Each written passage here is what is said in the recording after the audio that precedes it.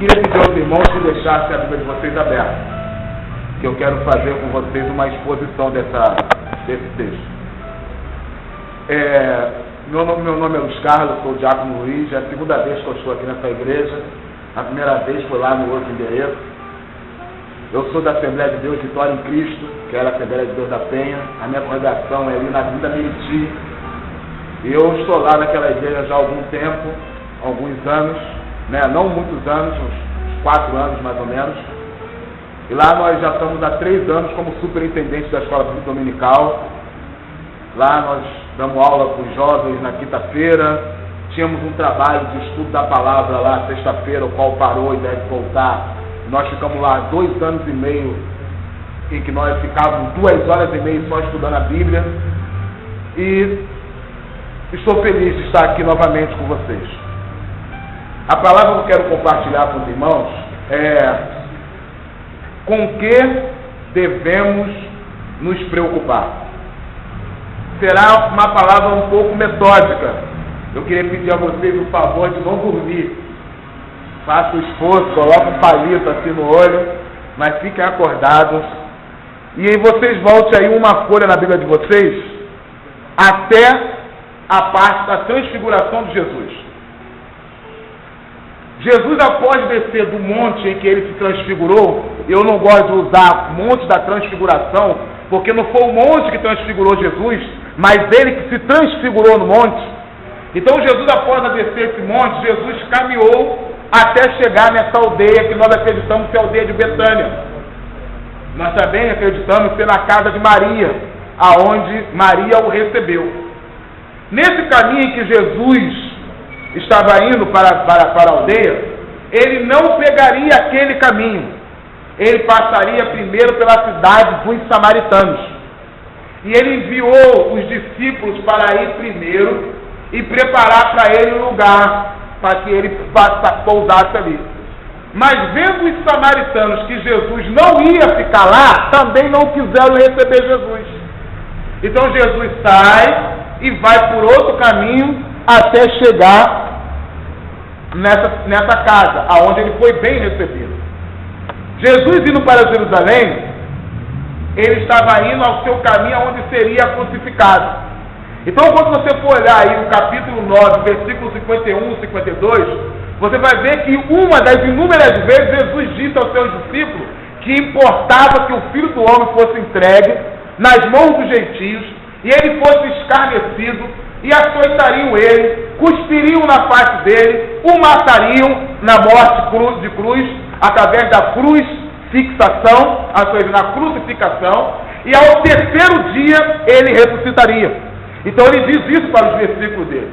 Mas importava que ele fosse para Jerusalém. Nesse caminho em que Jesus está indo para Jerusalém, acontece algumas coisas. Há implicações no caminho, que é sobre isso que nós queremos falar.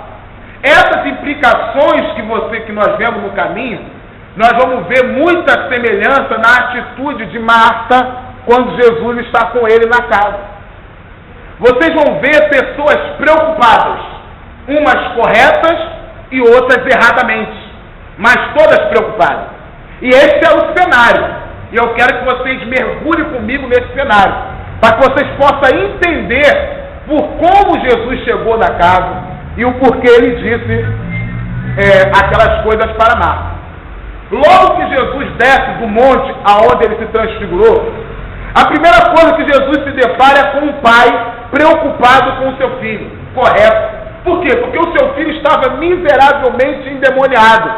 E o filho dele, esse filho, tinha um espírito mudo, que quando o possuía, o lançava ou na água ou no fogo para o matar. Como é que é isso, irmão? Quando o rapaz, a gente não consegue dimensionar como é que é isso totalmente, quando o rapaz estava muito bem andando e passava perto de um lago ou de qualquer lugar que fosse possível a pessoa morrer afogada, ele era tomado, possesso por demônio, e o demônio lançava na água. E a mesma coisa acontecia quando ele passava em algum lugar onde havia fogo.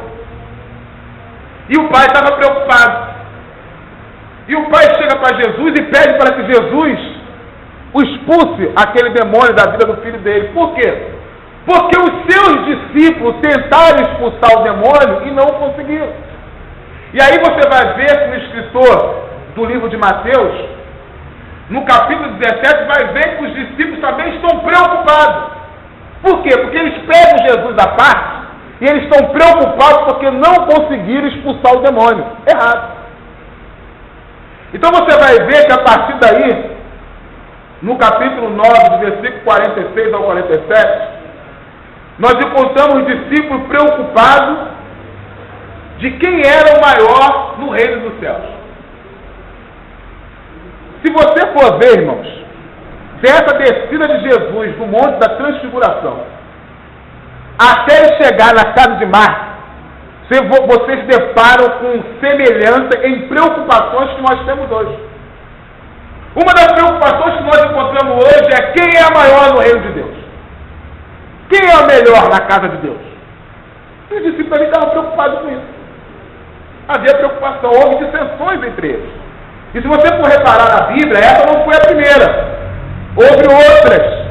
Ao ponto que João e Tiago pediram para a mãe deles ir lá interceder para Jesus, para deixar que um se assentasse à sua direita e o outro à sua esquerda, quando ele viesse no seu reino.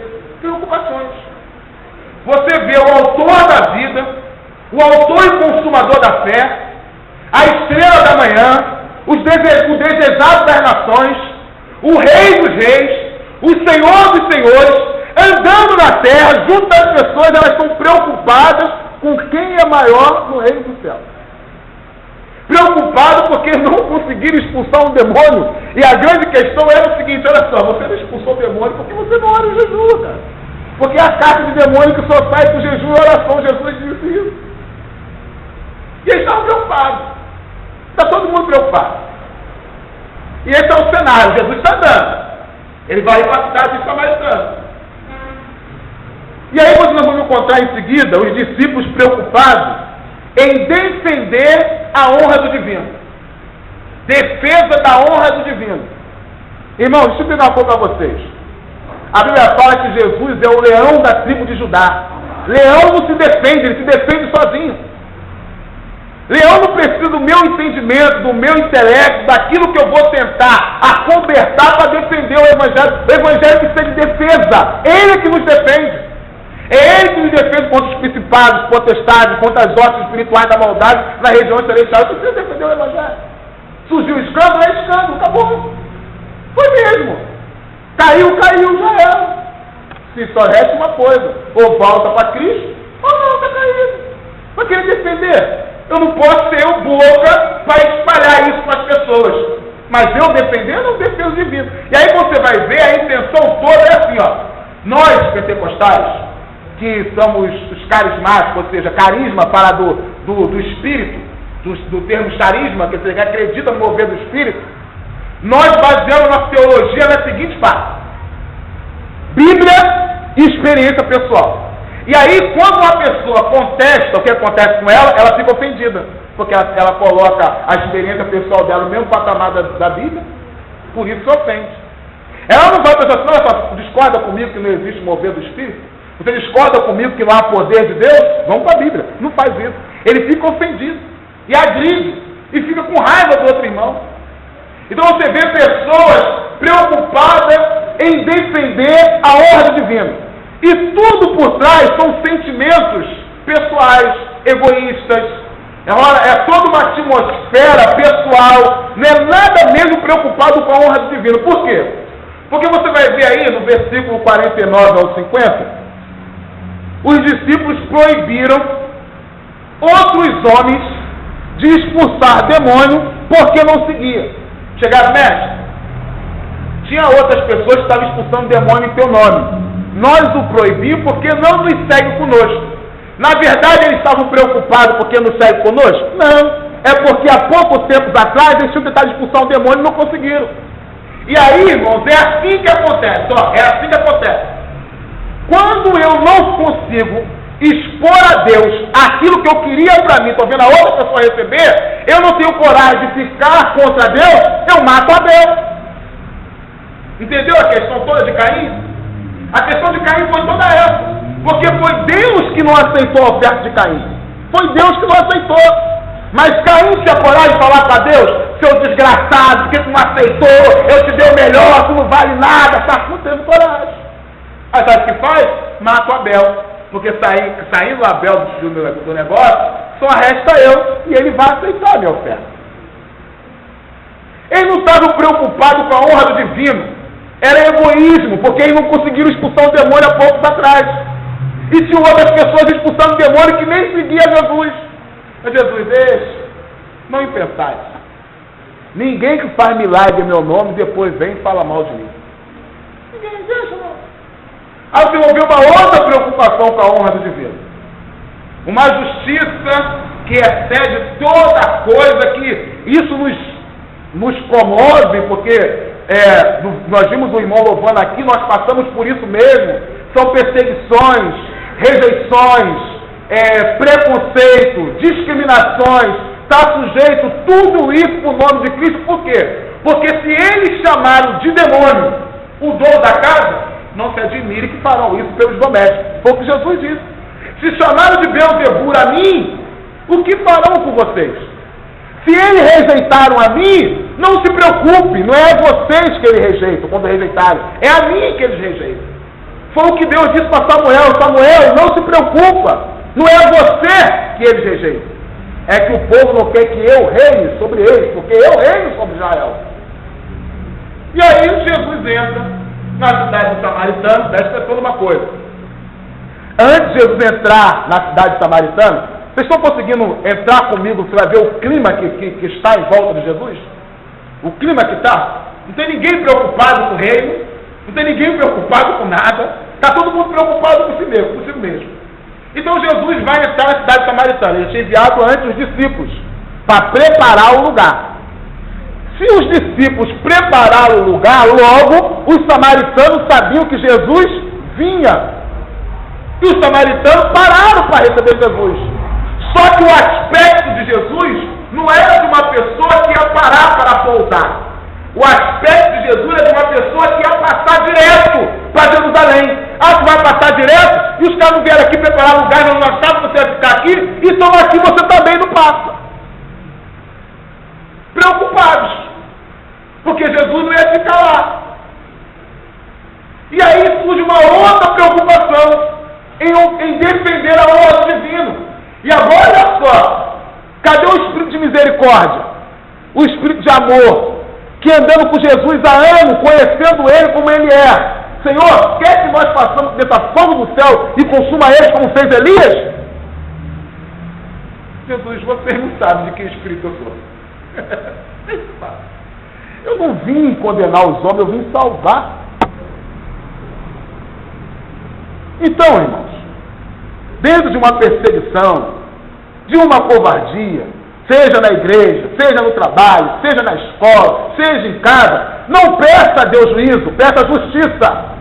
Porque nós mesmos, em outro tempo, também éramos por natureza filho da ira e andávamos no segundo curso do mundo. Mas a graça de Deus nos alcançou. E hoje nós estamos aqui. E por que essa mesma graça não pode alcançar as outras pessoas? E não peça a Deus juízo, porque você nem imagina o que Deus é capaz de fazer quando derrama juízo. Então o Senhor disse assim, minha é a vingança, em mim é a ira, e eu recompensarei a cada um, disse o Senhor. Então não se preocupe. Confie em Deus. Confiam em Deus? Quando você se preocupa, você demonstra que não confia. Sabe quando é que nós demonstramos que confiamos em Deus? É quando a situação exige gesto de confiança. Até aqui estão conseguindo entender o que eu estou dizendo? Amém? Então, estão preocupados com a honra do divino. Nós queremos ver mais Deus manifestar juízo na vida das outras pessoas do que misericórdia. Só que a palavra de Deus diz que o juízo será sem misericórdia para aqueles que não usarem de misericórdia. E a misericórdia triunfa sobre o juízo. Então a palavra de Deus diz em Mateus capítulo 5, sejais misericordiosos. Quando eu sou misericordioso, eu manifesto em mim o caráter de Cristo. Porque em tudo foi tentado, mas foi sem pecado. O rejeitado, homem de dores, experimentaram no trabalho, as pessoas olhavam para ele e desprezavam. Não quiseram receber Jesus em Samaria. Não tem. Eu volto aqui depois. E aí você vai ver as pessoas preocupadas. Isso, irmãos, não tinha nada a ver, como nós já vimos, com defender a honra de Deus. Você quer ver Deus manifestar o poder dele na situação que você está passando? A maior manifestação do poder de Deus na terra é esta: transformação de vida. Mais do que ressuscitar mortos, é transformação de vida. No livro de Tiago, no capítulo 1, os últimos versículos do livro de Tiago, no capítulo 1, fala que o Senhor nos fez como primícia da sua criação, ou seja, nos criou de novo. No livro de 2 Coríntios, capítulo 5, versículo 17, está escrito: aquele que está em Cristo, nova criatura é. Deus te criou de novo para uma viva esperança. Nova criatura, novo pensar, novo agir, novo proceder, novo viver, nova atmosfera, nova perspectiva de vida, novo em tudo. E o que é melhor, uma esperança de um corpo transformado.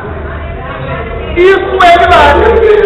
Então, se você quiser ver a manifestação na vida da pessoa que está se opondo a você, peça a Deus: Senhor, salve.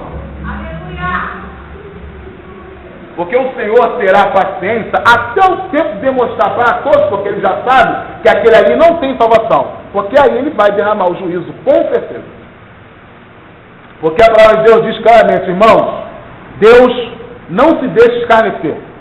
Tudo que o homem plantar, isso ele está bem separado. Aquele que planta da carne colherá corrupção, mas aquele que planta do Espírito colherá a vida eterna. Então Deus não se escarnece. Ele vai fazer. Você pode ter certeza. Romanos capítulo 1, versículo 17 diante fala: os céus manifestam a ira de Deus contra toda injustiça, contra toda impiedade e injustiça dos homens que transformam a verdade de Deus em mentira. Ele vai manifestar o poder dele. O que você acha que está acontecendo no mundo? As pessoas falam assim: acho que quando Deus se levantar, a terra vai ser destruída. E você acha que Deus está fazendo o quê? Entregando as pessoas às suas próprias paixões? Continua lendo o capítulo 1 de Romanos, você vai entender. E não glorificaram a Deus, antes honrar e servir a mais a criatura do que o Senhor, que bendito eternamente. Por isso Deus os entregou às suas paixões infames. Até os homens honraram o seu corpo entre si, cometeram torpeza, homem com homem, mulher com mulher. Está vendo essa proliferação do homossexualismo? Parece que é o quê? É juízo divino. Deus entregando as pessoas às suas paixões. Aí no final do capítulo 1 você vai conseguir entender. E por desprezar o conhecimento de Deus, Deus também entregou os seus atos perversos.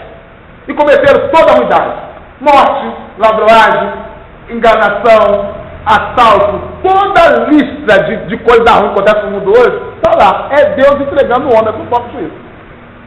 Entendeu? Ele vai fazer. Então não precisa se preocupar, porque nem orar por isso.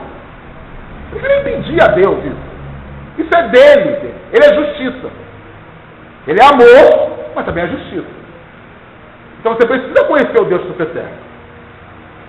Então Jesus, diante dessa cenário que está à sua volta, não é só os discípulos, são as pessoas todas. No resto é outra coisa. Jesus separa 70 discípulos, que algumas versões aí está 72. Se alguém tem algumas versões bíblicas que está 72. Separa 70 discípulos e envia de 2 em 2. E aí Jesus dá várias recomendações ali. Quem já leu, dá. Mas eu vou resumir a recomendação que Jesus dá para os 70 discípulos. Não fiquem preocupados. Pode resumir isso. Não fique preocupado onde vai dormir. Vai ter lugar para dormir. Não fique preocupado com as vestes. Leva só uma túnica. Nada leveis, nem alforje, nem nada. Leva nada, não fica preocupado, nada. Porque é eu que sustento. É eu que dou. Ele que é o autor da vida, gente. Então certas preocupações não tem razão. Nada mais é que uma manifestação de falta de fé. E aí os discípulos vão, sem preocupação nenhuma. Eles dizem: olha só, não fique nem preocupado em ser agradável, não soldeis a ninguém pelo caminho. Vai direto. Não tem nem que saudar ninguém. Aí em casa que você entrar,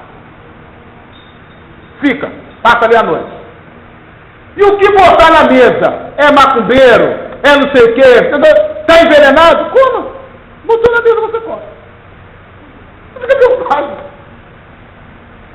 É porque tem de crente com medo de trabalho de macumba, é um absurdo. Ele não passa onde tem trabalho de cozinhar, ele não passa. Ele tem medo. Ele está preocupado, porque ele não confia. Se confiasse, ele ia olhar, que nem eu já fiz, como é que eu já fiz? Olhar lá, peraí. E o nome aqui, ó, vamos olhar para fulano. Ih, fulano de tal, olha, fizeram uma vez eu vi uma macumba para a família toda, botaram até o nome completo, todo mundo. Aí eu fui lá, anotei o nome, porque estava com muita gente de entender, a mão ficou fedendo. Aí foi irmãos, oro mesmo que vocês, falo mesmo em missão do que vocês, só confio em Deus. Eu fui lá, peguei ele lá, pronto, vamos orar, levei para a igreja lá, só não vou levar esse papel porque está muito sujo, já de entender. Aí meu filho era pequeno, peguei aqueles lenço umedecido de neném, aí limpei a mão, joguei lá, tá bom. A casa que eu estou morando agora, eu mesmo a reconstruir, eu fui lá quebrando a parede lá, achei um monte de coisa lá. Cabeça de cobra, cabeça de jacaré, tem um negócio lá. Eu conheço um pastor que ele fala assim, ó, eu sempre morei em mansão. Os melhores lugares para se morar. Mas o cara não é rico, você fala, cara, só você comprar a casa que já foi terreno de uma tumba. Ninguém quer comprar, você compra. Porque se você é luz, as trevas têm que ir embora. Por que aqui não está escuro? Porque a luz está acesa. A luz não pergunta às trevas, ela manda a treva sair, a treva sai. A presença da luz anula a treva. Então não tem que ficar preocupado pelo caminho. Entrou na casa de alguém? Como tudo se colocar na mesa. Só que Paulo depois dá a recomendação. Se a pessoa disser que aquilo ali foi oferecido a ídolos, não coma. Por quê? Não por causa da sua consciência, mas da deles. Olha, ele fala isso falando para as pessoas achando que elas são maduras. Não por causa da sua consciência, mas da deles. Aí depois na outra lá Paulo fala, não, porque o que eles oferecem aos ídolos são para demônios mesmo. Mas o que são os ídolos no mundo? Se tudo vem de Deus. E aí você fica preocupado. Então você vai ver um cenário de gente preocupada. Aí os discípulos vão despreocupados. Não foram? E foram usados por Deus, não foram? Não foram igual a missão dos 12, foram usados a missão dos 70. Foram usados por Deus, foram? Aí voltaram para falar com Jesus, preocupados.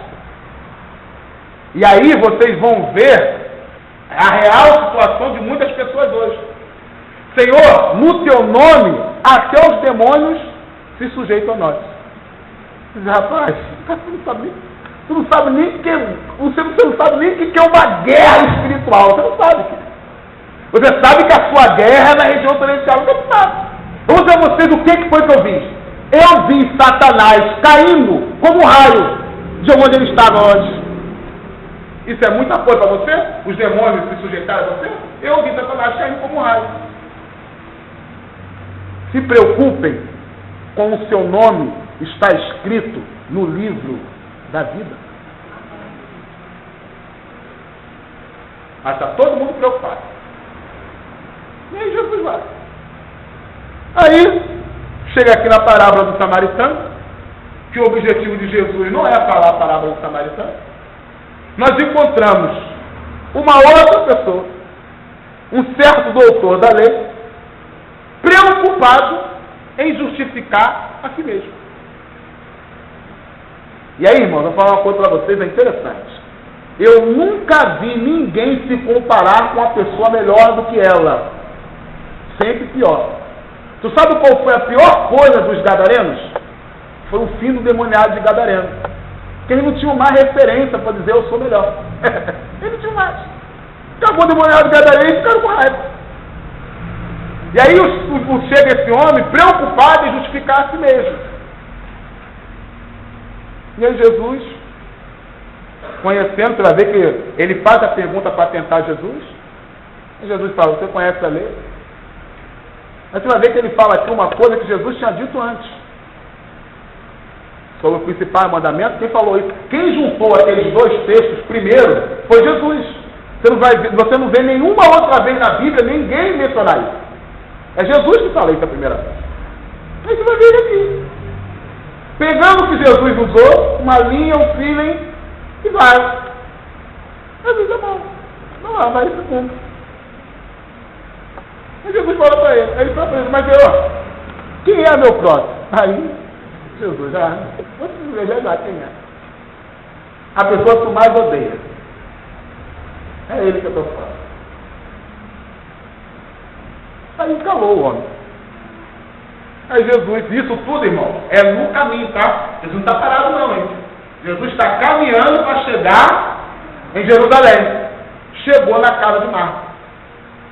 E aí a preocupação de Marta é uma das piores de todas que nós vemos aqui. Porque contudo, Jesus estava passando. Aqui agora Jesus para. Você vai ver coisas interessantes, olha só. Marta, é Marta quem recebe Jesus, versículo 38. Ela recebe Jesus.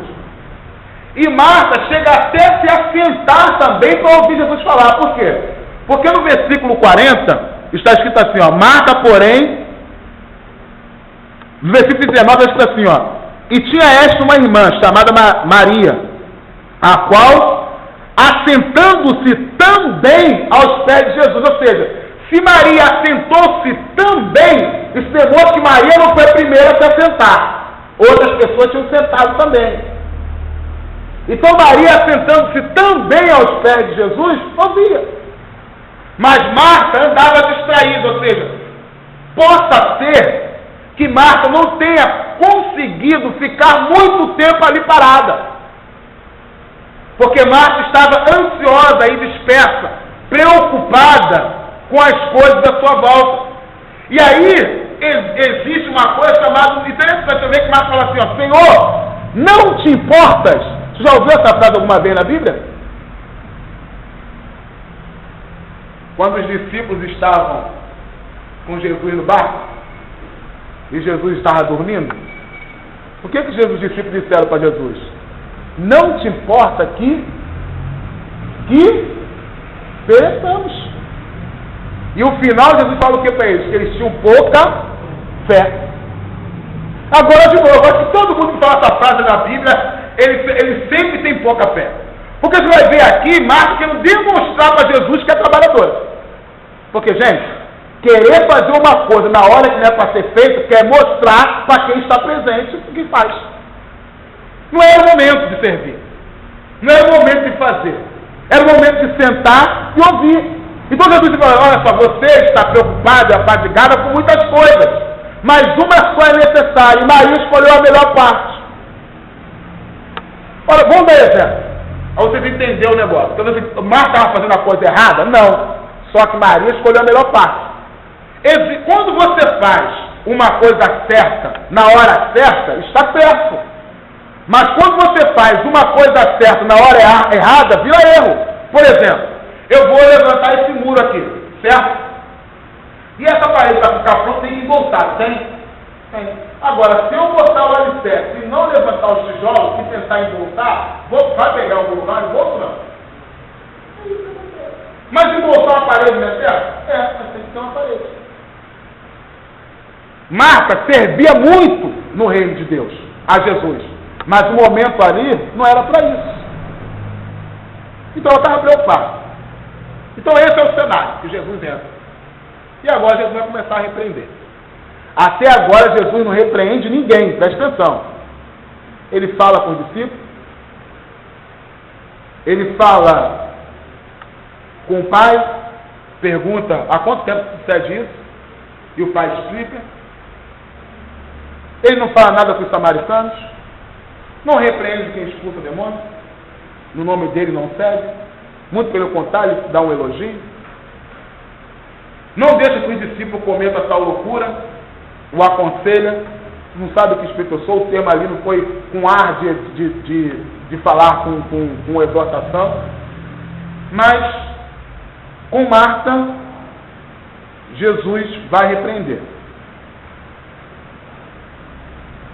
E aí,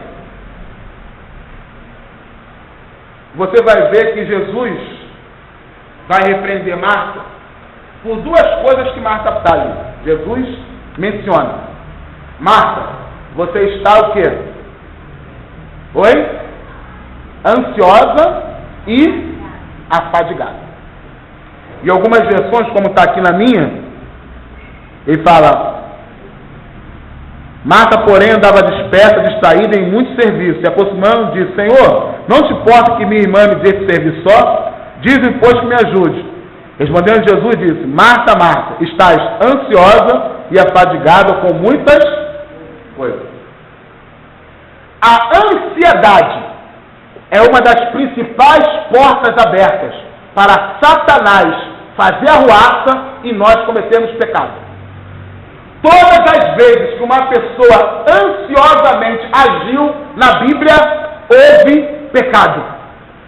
Pecado. E infelizmente, a ansiedade é mais propícia para as mulheres.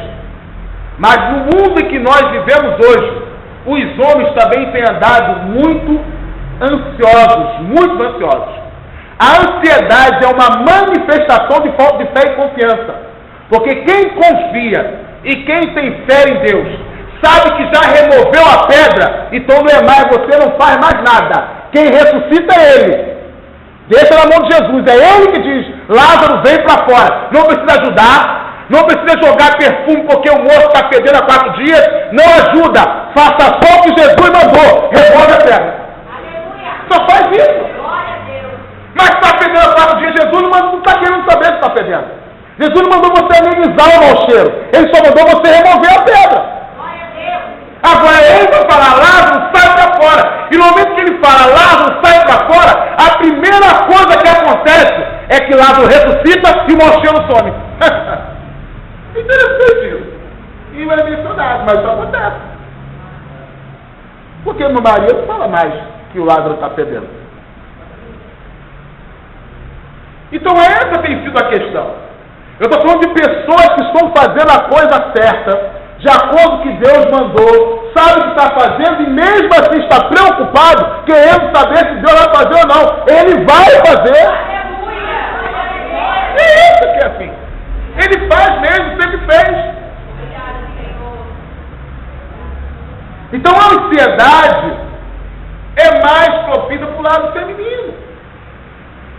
Mas os homens hoje têm andado muito ansiosos. Por quê? Porque nós precisamos demonstrar para as outras pessoas quem nós somos. Essa necessidade de provar para alguém que nós não precisamos provar nada. Isso é uma música antiga, que é da antiga, sabe? É uma realidade. A gente está tentando provar para as pessoas que não precisa provar nada. Mentira, a gente está tentando provar para as pessoas que a gente é alguma coisa, que a gente pode alguma coisa, que a nossa família é melhor, nossa casa é melhor, nossos filhos são mais bem criados, eu tenho a condição melhor, não sei o quê. É uma disputa de coisas que é tudo no trâmite do terreno, nessa atmosfera aqui da terra, e que vocês vão ser tirados daqui e nada disso vai levar. Deve cuidar do corpo? Cuida. Deve cuidar da vida? Cuida. Tudo é dom de Deus. Mas lembre-se, não se embriague com essas coisas desse mundo. Para quando o Senhor voltar, você não se encontre embriagado, preso nisso aqui e não possa ser levado pelo Senhor. Eu sempre falo o seguinte: eu faço tudo numa casa. Quando eu vou fazer obra, eu faço. Eu comecei a fazer sozinho, construir minha casa, agora eu faço. Mas você consegue ver uma diferença muito grande de um pintor para mim. Eu pinto uma casa igualzinho o pintor pinta. Mas quando você chega para me ver, eu tenho tinta do ponta do cabelo até a ponta do pé. O pintor consegue pintar a casa e não se envolve. Ele pinta a casa, mas ele não entra na tinta. Entendeu o negócio? Ele resolve o problema, mas não entra dentro. É o filho que errou, é o filho. Acabou. Ajuda a resolver, mas é com ele, meu irmão. O filho está preso, mas é ele que vai puxar a cadeia. Você só visita e leva comida. No tempo de visita. É assim que resolve o problema. Aí tu entra junto, sofre junto, e aí está todo mundo junto com a pessoa. Entendeu o negócio? Porque não é para ser assim. É você resolver o problema, é você ser mais um problema. Salva a vida, não morre afogado, tem que salvar a pessoa. Aí já pensou? Aí veio ele cobra pegar, quem é que salvou primeiro? Tem que salvar o salva a vida, porque ele está mais apanhando afogado do que o cara que está... Não pode isso, você está lá para salvar, você foi usado. Está sendo usado por Deus? É para resolver. Agora, não pode resolver? Sai de lado, dá conselho, ora, pede a Deus, mas não entra no negócio, para não ser mais um problema. Aí aumenta o bolo, sabe? Bota muito fermento no negócio e o bolo, pum, explode. Aí que era para ser uma comida gostosa, não deu problema. Por que deu problema? Porque está ansioso, estáis ansiosos com muitas coisas. E aí, no livro de Filipenses, no capítulo 4, versículo 6, está escrito: não estejais inquietos por coisa alguma, antes as vossas petições sejam tudo conhecidas diante de Deus, com orações, súplicas e ações de graça. Olha só, antes de qualquer coisa, antes de tudo, disse Paulo, apresenta a Deus em oração. Pessoa que ora pouco, ou às vezes até ora, mas não confia que está sendo ouvido, é ansioso. É ansioso. Jesus disse assim em Mateus capítulo 6, versículo 4: não vos inquieteis pelo dia de amanhã, porque o dia de amanhã cuidará de si mesmo. Basta cada dia o seu mal. No livro de Tiago, capítulo 4, Jesus, a palavra de Deus diz assim: ei, agora vós te dizer, amanhã nós vamos matar o cidade, lá passaremos um ano, ganharemos dinheiro. Jesus disse: que é isso, irmão? Você não sabe o que vai suceder amanhã? A tua vida é como vapor que hoje existe, amanhã não tem mais? Como dizer de amanhã vamos matar a cidade, faremos isso ou aquilo? Tal pretensão como essa é maligna. Antes deveis dizer: se for da vontade do Senhor, iremos até a cidade, faremos isso e aquilo, sendo bem sucedido. E o texto termina assim, aquele que sabe fazer o bem e não faz, peca. Gente. Por quê? Porque a pessoa ansiosa, ela se afadiga. Por que a pessoa ansiosa fica afadigada? Porque o ansioso, ele não espera. O ansioso, ele não confia, não busca, se precipita e por isso se cansa. Entendeu? E fulano de tal está doente. Ai, não sei o que, liga para fulano, eu não sei o que, pega o remédio, pega aquele remédio, liga o que você tem. Só para deixar perfeito isso. No nome de Jesus, saia a doença. Não saiu? Ah, sim, agora vamos para o hospital. É assim que é o Evangelho. O Evangelho é assim. Antes de tudo, deve orar. Sabe o que acontece? Tem que ser reais, sem demagogia. Quando surge um problema na nossa vida, nós lembramos de tudo primeiro. Lembra de Deus. Lembramos do advogado que a gente conhece, do médico, da pessoa que trabalha no hospital que a gente conhece para pegar o remédio. Lembramos de fulano, de outro. Aí, quando não tem, opa, Jesus de Nazaré, vai lá. Pô, que isso, irmão? Tem sido assim, querido, na minha vida, na vida de todo mundo que eu convivo. É assim mesmo. É assim. Ah, não sei o que você fala, pô, eu conheço um rapaz que eu tenho um parente que é policial, com eu falo com ele. Que isso? Que isso? Você tem um que é o Senhor do seu exército. Fala com ele. General de batalha, nunca perdeu uma guerra. Fala com ele primeiro. Depois, você fala com a pessoa. Porque se Deus não tocar no coração da pessoa para fazer qualquer coisa, irmão, não acontece nada. Mas isso tudo, irmãos, é a introdução. E eu vou entrar na mensagem agora. Por quê? Porque tem aqui implícito uma repreensão de Jesus, que é sobre ela que eu quero falar. E aí a mensagem vai ser talvez mais curta do que a introdução. Isso é a situação, é o cenário. Jesus está no meio. Vocês repararam uma coisa? Dentro desse cenário de preocupação toda, de todos os tipos, em todos os lugares, sabe onde Jesus estava? No meio. Cumprindo antes o que ele ia dizer depois: eis que estou convosco todos os dias. Só que as pessoas não viram ou se voltavam para ele. E aí, nós não podemos ouvir a frase que Jesus disse para os discípulos: ó geração incrédula, até quando eu estarei convosco? Até quando sofrereis? Ele disse para os discípulos. E essa mesma repreensão vai soando no nosso ouvido. Mas antes que vocês durmam, olha só o que Jesus fala aqui, no versículo 41. E respondendo Jesus, disse-lhe: Marta, Marta. Irmãos, preste atenção numa coisa. Pesquise em casa, quando vocês puderem. Todas as vezes que o nome de uma pessoa aparece 2 vezes seguidas, que é uma mensagem para você. É uma mensagem para você.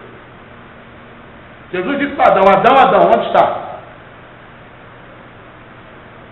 Não só no sentido da palavra ser dupla, mas também exclamativa.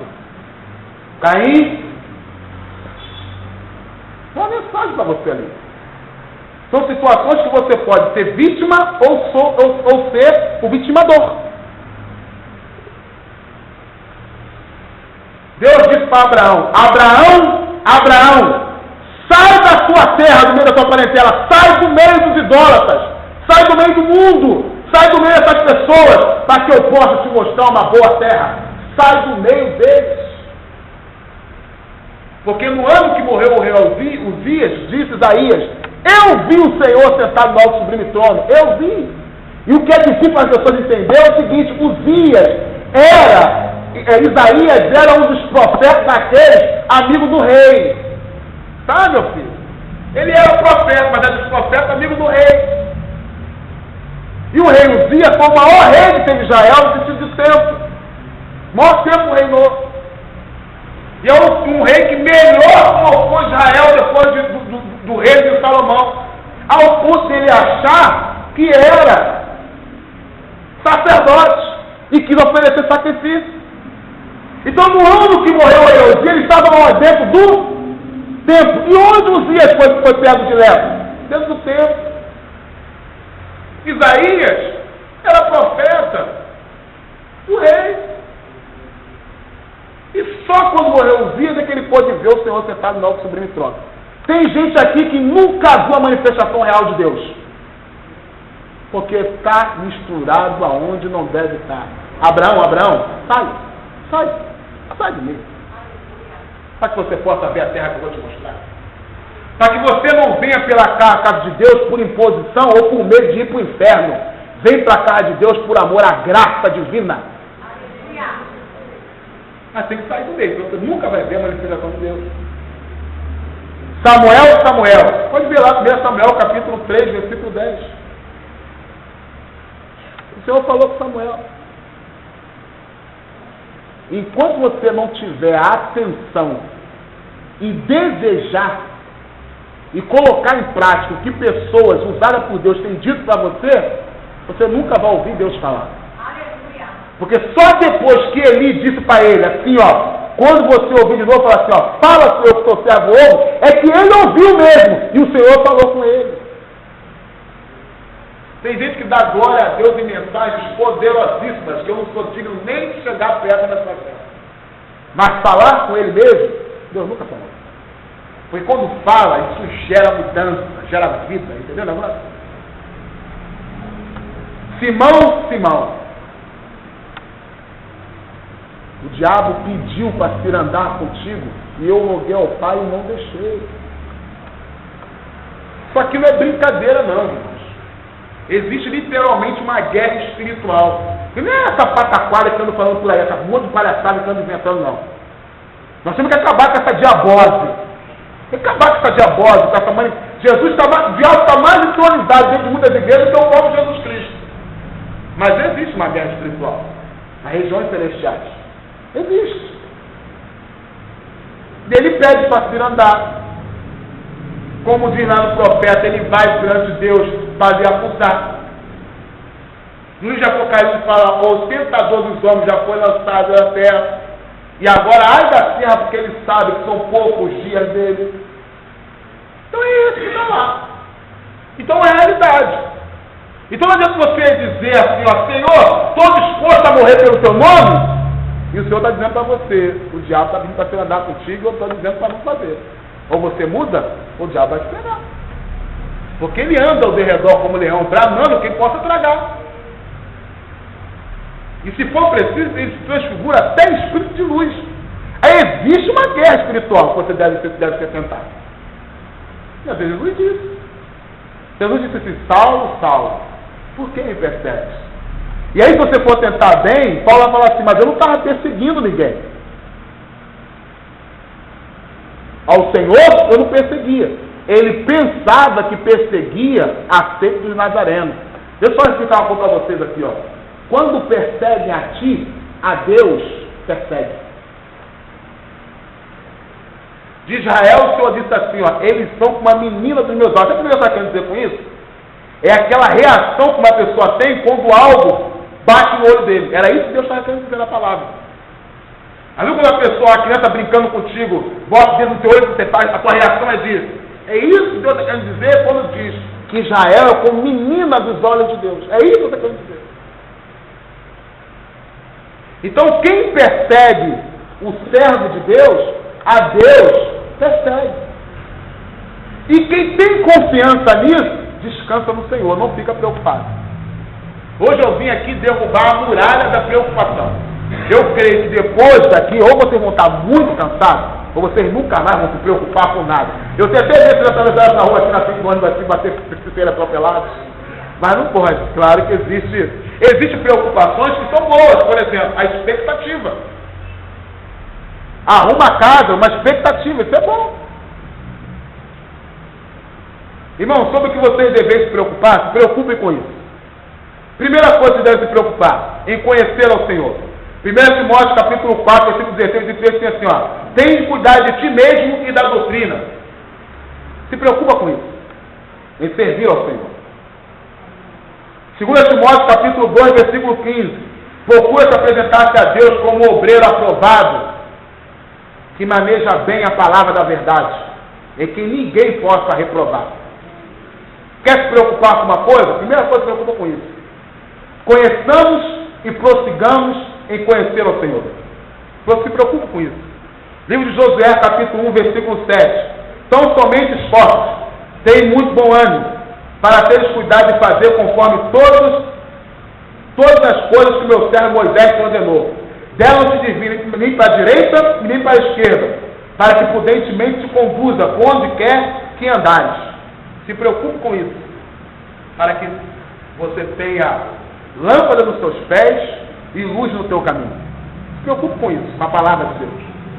Uma outra coisa que deve se preocupar, se preocupe com a intercessão, com a oração. Não seja só mais um lamuriano pelas coisas ruins que estão acontecendo, não. Se preocupe em interceder, em orar, para que as coisas vá bem, para que você seja protegido e para que você ande bem sossegadamente na terra. No livro de Ezequiel, no versículo 22, capítulo 22, versículo 30, está escrito assim, ó: o Senhor dizendo: busquei dentre eles um homem que estivesse tapando o muro, que estivesse na brecha perante mim por esta terra, para que eu não a destruísse, e a ninguém achei. Livro de Amós, capítulo 7, versículo 4 ao versículo 6.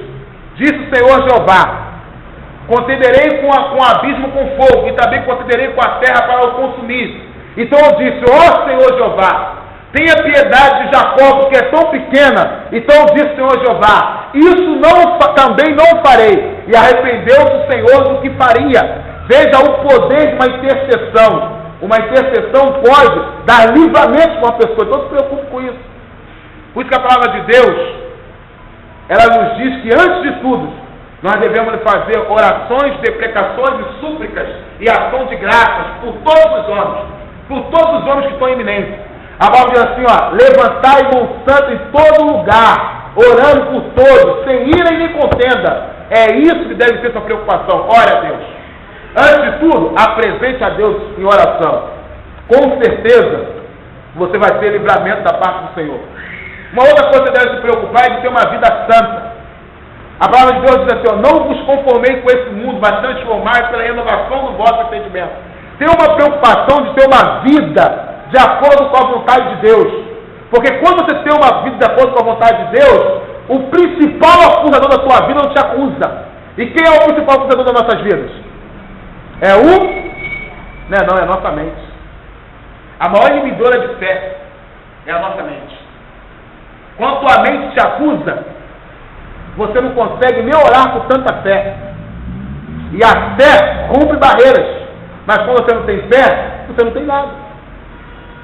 Então, quando você analise você, quando você está numa vida correta com Deus, a sua ousadia é outra, a sua perspectiva é outra, a sua visão é maior. Mas quando nós não estamos daquele jeito que Deus quer que nós estejamos, não é a mesma coisa. Então o maior acusador da nossa vida é a nossa mente. Por isso que a palavra diz assim, ó, se o teu coração não te condena, está tranquilo. Porque existe uma lei chamada lei da consciência. Não adianta. Às vezes que você erra, às vezes que eu erro, não precisa ninguém dizer. A sua própria mente te diz. Por isso que para participar da ceia do Senhor, não tem ninguém com autoridade para dizer. Você não pode participar, ele pode orientar. Porque a palavra de Deus diz assim, examinai, pois, o homem a si mesmo. E depois coma do pão e beba do vinho. Ele examina ele mesmo. Não tem ninguém para se examinar. Porque existe a lei da consciência. A não ser que o coração já esteja cauterizado, não tenha mais sensibilidade com as coisas de Deus. E a palavra de Deus também nos dá divergência acerca disso. Então nós devemos nos preocupar em ter o quê? Uma vida santa. Devemos preocupar em realizarmos a obra de Deus. Por quê? João capítulo 4, versículo 31 ao 36. Os discípulos voltaram e disseram, mestre, come. Jesus disse, a comida eu tenho para comer que vocês não sabem. Ele falou assim, se você não alguém alguma coisa a ele de comer? Aí Jesus disse assim, ó, olhai para o campo. E vocês dizem que daqui a 4 meses é tempo da ceifa. Olha para o campo, está branquinho. Já é tempo da ceifa. E quem ceifa, junta galardão. Porque essa é uma verdade. Uns foram os que plantaram. E Jesus está nos enviando para ceifar onde outras pessoas plantaram. Eu só explicar um pouco para vocês aqui. Um dos principais inibidores das pessoas ganhar para Jesus, sabe o que tem sido hoje? Sabe o que tem sido? As pessoas já terem conhecimento da palavra de Deus. Mas isso é porque a pessoa não tem conhecimento desse texto. Porque quando você chega para alguém que já tem a palavra de Deus, que ela já conhece a palavra de Deus, então você não tem que semear, é ceifar, porque alguém já semeou. Tanto semeou que está falando para você de Deus. É isso que Jesus disse para os discípulos. Vocês vão ceifar aonde outras pessoas já semearam. E no mundo de hoje, não tem ninguém precisando semear mais nada, porque qualquer lugar que você vai, alguém já conhece alguma coisa de Deus. Então não se iniba. Quando você encontrar alguém que já conhece alguma coisa de Deus, fala assim com Deus, Senhor, é a ceifa. Levanta a mão assim de Jesus, a pessoa levanta. Vocês têm medo de mandar a pessoa levantar a mão para aceitar Jesus. Tem medo. Eu tenho, muita gente tem. As pessoas ficam constrangidas com medo, falam assim, ó, levanta a mão agora e aceita Jesus. Tem medo. Tem medo da reação da pessoa, tanto do sim como do não.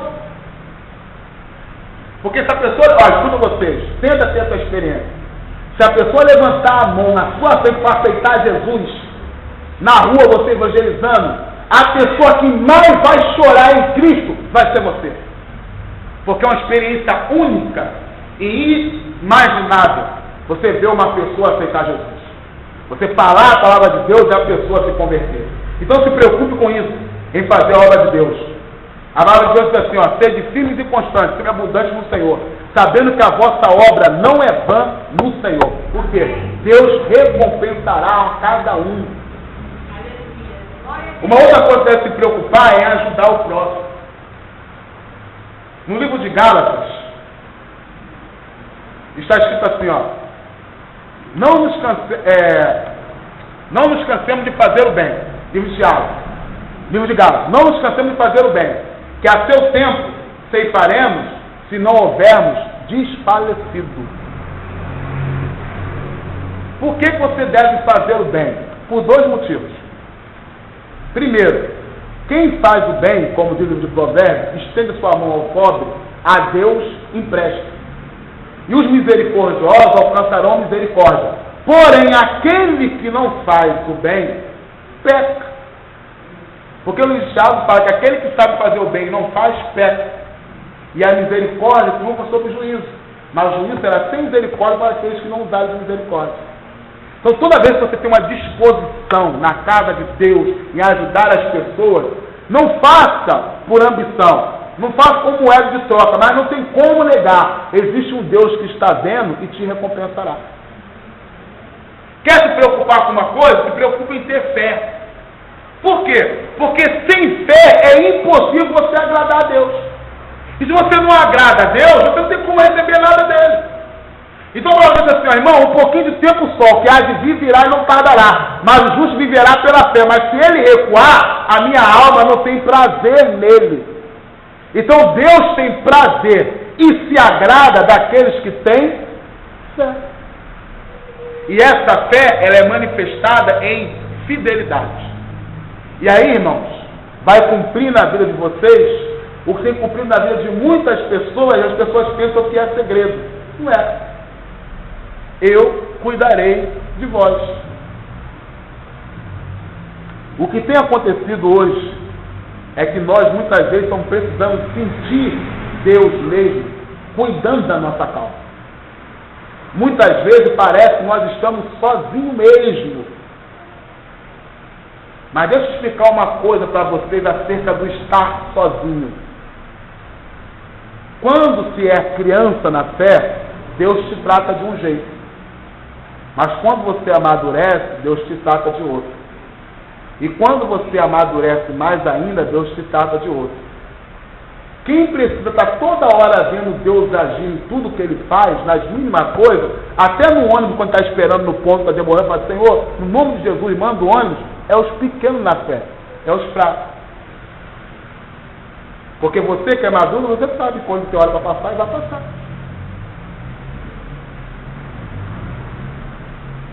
Jesus foi quem disse, Eli, Eli, lama sabachthani, Deus meu, por que me desamparou mesmo? Por que desamparou? Porque Jesus tentava cumprir algo que ele era capaz de fazer. Lá no Getsêmani, Deus enviou anjo para o consolar. Lá na tentação do deserto, Deus enviou anjo para o servir. Mas na cruz, ninguém. Porque tu é maduro e você pode suportar. Porque nessa tribulação que você vai passar, Deus vai te usar para que você possa consolar outras pessoas com as mesmas tribulações que elas devem estar passando. Você já é maduro. Deus não precisa estar te tratando já para os pormenorzinhos, não. Você não precisa fazendo Deus para não. Você sabe que Deus está contigo. Você vai ver a manifestação de Deus. Isso aqui você pode fazer, Deus não vai fazer. Deus não vai dizer a você assim, por exemplo, qual é a roupa que eu vou usar? Ele diz, não, você escolhe. Então, coisas que você já sabe qual é a vontade de Deus, Deus não vai te dizer, porque você já sabe. Amém? Vamos colocar de pé? Eu acho que eu já falei muito. Eu sei que eu falei muito mesmo. Estou vendo algumas pessoas aqui me olhando até meio impactadas. Não sei se é no sentido de admiração ou no sentido de rejeição pela demora. Talvez você não tenha que estar conseguindo discernir tudo agora. Mas a principal coisa que eu quero deixar para você que deve guardar é esta. O Senhor Jesus, ele disse, eis que estou convosco todos os dias, até a consumação do inferno. Agradeço a Deus a minha oportunidade em nome de Jesus. Amém. Louvado seja Deus. Só um momento, irmãos aí quiserem, né? Ali na cantina, à disposição, está aberta, tá?